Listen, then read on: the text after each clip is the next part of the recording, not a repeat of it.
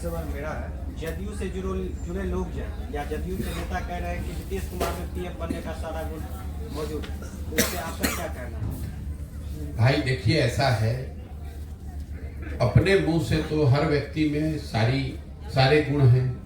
मैं जहां तक समझता हूं, नीतीश कुमार के राजनीति का ये अंतिम दौर चल रहा है। इस बात को आप लिख लीजिए। नीतीश कुमार के लंबे राजनीतिक दौर का ये अंतिम दौर चल रहा है। लोकसभा चुनाव तक फिरते मरते किसी तरह चलेगा।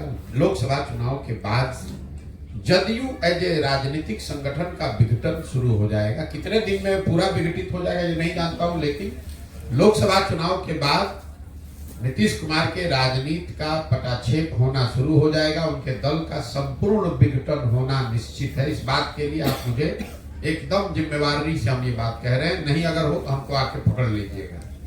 लोकसभा चुनाव में जदयू महागठबंधन के साथ अगर चुनाव लड़ती है, उसको 5 सीट भी नहीं मिलेगा। ये भी बात मैंने रिकॉर्ड पर कहा है, और हम उनमें से नहीं है जो रोज रोज कहता है कि किसको कितना सीट मिलेगा। जीवन में मैंने एक बार सिर्फ बंगाल में कहा कि भाजपा को यहाँ 100 सीट नहीं आएगा।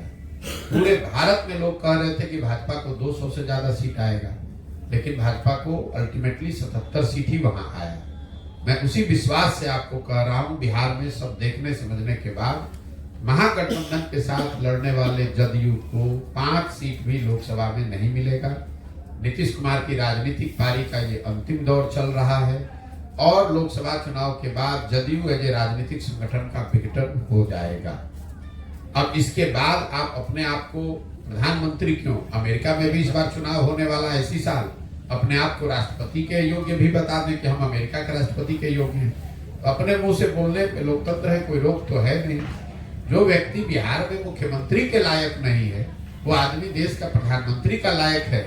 ये जो आदमी ये कह रहा है उसकी सोच को बताता है। और मैं आपको ये भी बता दूं कि बिहार से बाहर इन बातों का कोई नोटिस भी नहीं लेता है। ये बिहार में कुछ पत्रकार और कुछ नेता, चूंकि बिहार के बड़े नेता रहे हैं नीतीश कुमार, यहाँ के मुख्यमंत्री हैं, तो आप लोग मजबूरी है, आप भी इसकी चर्चा करते हैं। आप मुझे किसी भी राष्ट्रीय संस्करण में, किसी अखबार के राष्ट्रीय संस्करण में दिखा दीजिए जहां नीतीश कुमार के प्रधानमंत्री पद के दावेदार होने की चर्चा भी कोई गंभीरता से किसी ने की हो। ये कहीं कोई चर्चा नहीं होती। भाई हम लोग भी देश की राजनीति को थोड़ा बहुत देखते समझते हैं।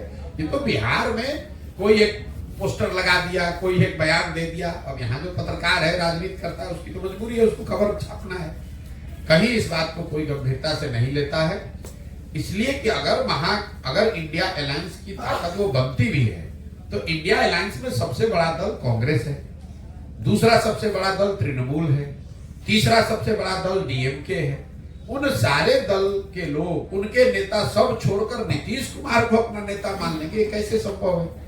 ये पिछले 1 साल से आप लोग हल्ला मचा रहे हैं, अरे आज संयोजक बन गए, कल प्रधानमंत्री के चेहरा बन गए, अभी तक तो कुछ नहीं बने, आगे भी कुछ नहीं बनेंगे। इतनी राष्ट्रीय राजनीति की समझ हमको भी है, 10 साल हमने वो काम किया है। इतनी ऐसे चीजें इतनी आसानी से होती नहीं है। लोग ये देखते हैं कि आपके जुड़ने से, आपको पद पर बैठाने से, आपको आगे बढ़ाने से उस संगठन को, उस दल को क्या फायदा है। नीतीश कुमार का चेहरा आगे बढ़ाने से इंडिया अलायंस को क्या फायदा है? आप जरा बताइए। अगर आप महाराष्ट्र में वोटर हैं, केरल के वोटर हैं, तो क्या आप कभी कहेंगे कि केरल में भी हमें बिहार की जैसी सरकार चाहिए? कोई ऐसा कह सकता है कि महाराष्ट्र का आप भी ये कहने लगे कि भैया हम महाराष्ट्र भी अब बिहार जैसा बनना चाहिए? कैसे कोई मान लेगा? आप लोग मतलब लॉजिक भी तो कोई चीज है भाई। आपको राजनीतिक विशेषज्ञ होने की जरूरत नहीं है, तो कॉमन सेंस है। जो राज्य बिहार से बहुत आगे हैं, वो ऐसा क्यों वहां के लोग चाहेंगे कि उनका नेता वो देश का सबसे पिछड़ा राज्य का नेता बन जाए? अगर बिहार सबसे देश के अग्रणी राज्यों में होता, तब तो लोग कहते कि भाई हमें भी बिहार जैसा नेता चाहिए, हमें भी बिहार जैसा विकास चाहिए।